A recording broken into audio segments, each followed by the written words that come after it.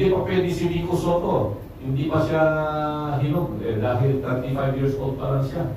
So, hindi pa siya qualified by age in 2028. Very much. Attorney Lavino, itong election na ito, parang prelude to para sa 2028 elections, ba?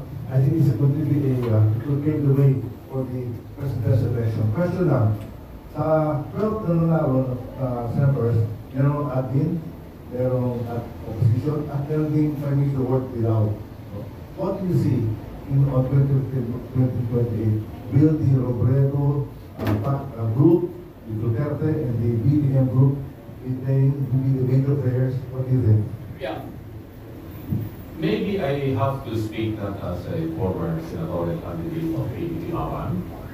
I would like to speak more of being an academician or maybe some sort of an analyst. Or I don't claim any expertise of being a good political analyst. No? Kita natin yung result na ngayong elections na ito. Ang number one si Bogo with more than 27 million votes. Number 3, si Paro, number 2, si Bam Aquino. Okay.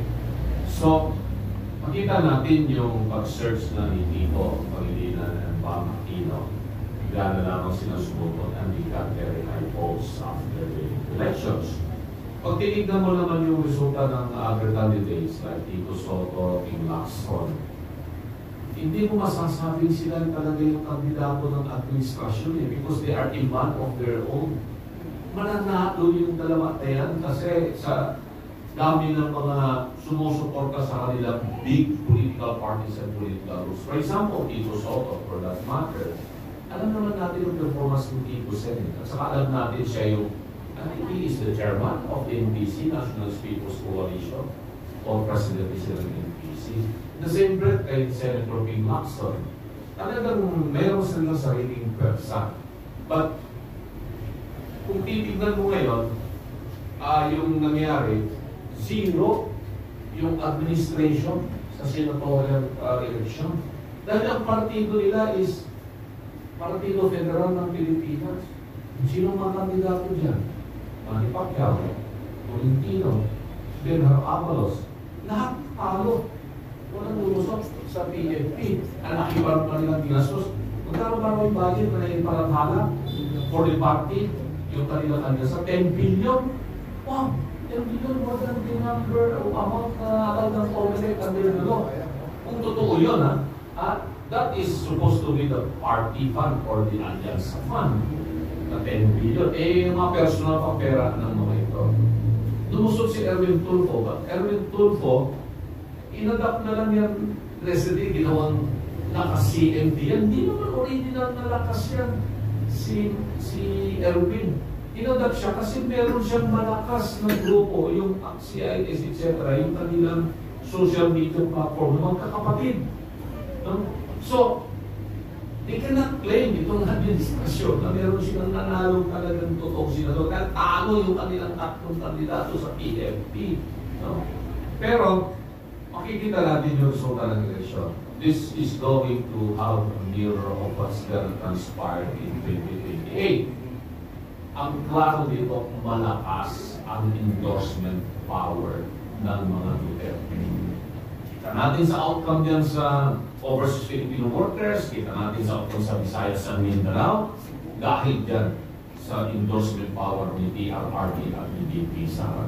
So, sino mga possible front-runner in 2028? Well, kung hindi nila makonvince si BP Sara, she will be the front-runner in 2028. Dito sa other Duterte candidates, andyan sigurado na yan. Presidential na rin si Bongo because he was re-elected. Imagine in 2022, di ba, flinote namin yung pangalan niyang PDP Laban candidate siya. Pero this time around, he is able to prove his worth. When re-elected siya and being the top notcher with more than 27 million. Kung nyo kalimutan si Robin Padilla, ang number 1 din yan noong 2022 election, though he is running for senator in 2028. So pag tinignan natin yung mass-based support ng mga kandidato na potential candidate in 2028, nasa panig yan ng PDP laban Duterte Group. No? Duterte Group. So, itong resurgence ng grupo ng sinabi nating Dilawan o Pinglawan, titingnan natin kung ano ang magiging kahihinatnan nito. Will they become close ally of the outgoing administration? Sabihin na natin ito, papaalis na itong administrasyon na ito. Pero very clearly, itong outgoing administration na ito, I don't think any one of them has a probable presidential emerge in 2028. Yun ang nakikita ko dito na situation. Maybe another dark horse will come out in the open na pero hindi manggagaling sa administration ticket. I don't think from Lakas CMD, I don't think from Partido Federal, I don't think from even NPC. Maybe NPC will not even want to be, identified with the outgoing administration comes 2028. Tingnan natin si Yorme, kung ano magiging plano ni Yorme. Because Yorme also worked overwhelmingly in the city of Manila.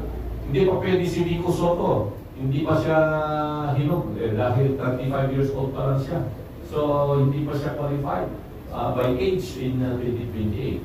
So, ito yung mga dinam. So, nakikita namin ngayon, ang malakas dyan, well, tingnan natin, si Erwin Tulfo, o London number 4 ba si Erwin Tulfo? O kaya si Rafi Tulfo?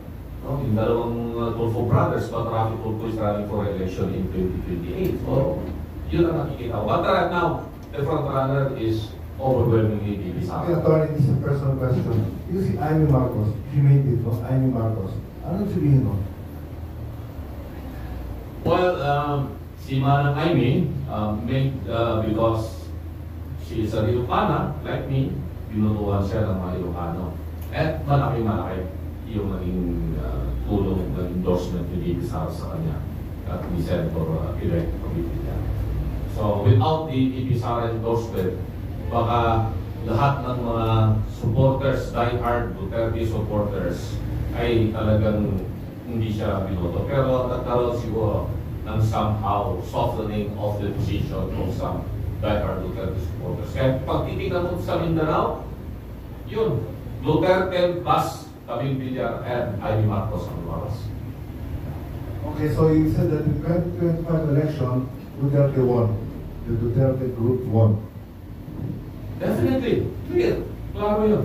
Sa outcome ng elections. Tatlo sa aming senatorial candidates ang nanalo and doon sa top 24, halos nandun kami lahat. Okay, another question, Attorney. What will happen to the President Duterte?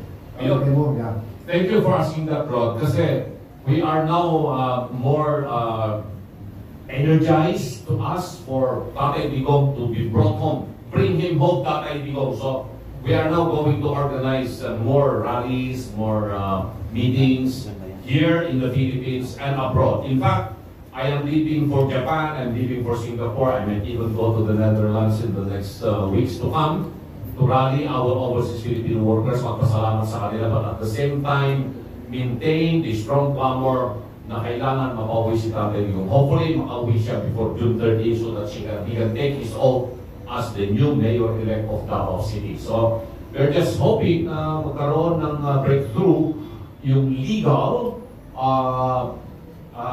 situation.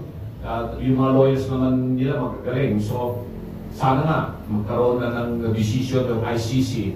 We are happy that the lead prosecutor, Mr. Khan, recused himself after he was implicated for a very anomalous case. At ewan ko kung sino nilalagay nilang prosecutor. But alam naman natin na talagang ito ay walang jurisdiction yung ICC. So it's just a matter of time, Rod. So, but we are now going to have a more active campaign for bring Tatay Digong home here in the Philippines. Attorney, as a lawyer, what is your message to Roque, Secretary Roque? I think Harry Roque is a very brilliant lawyer.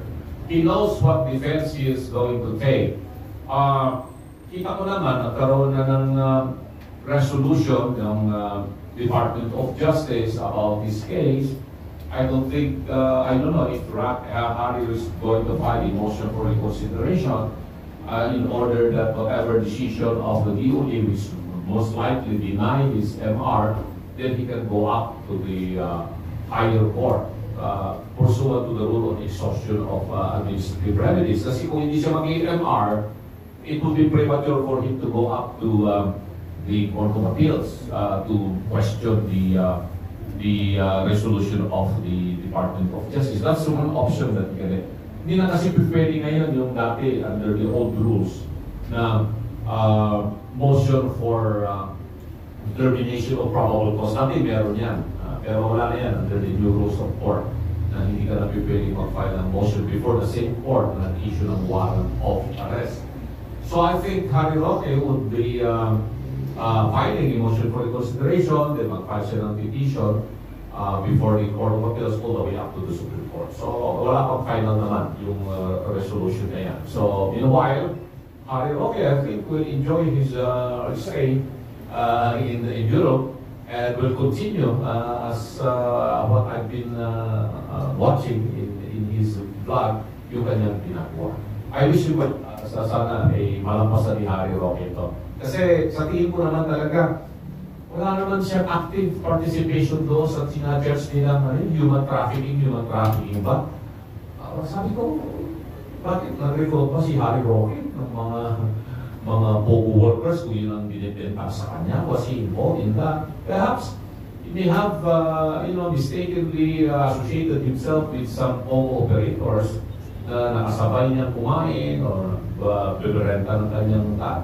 But for him to be implicated as one of the mastermind of committing these human trafficking accusations, hindi naman siguro gagawin ni Harry Roque. So that will be the legal remedy of Harry Roque.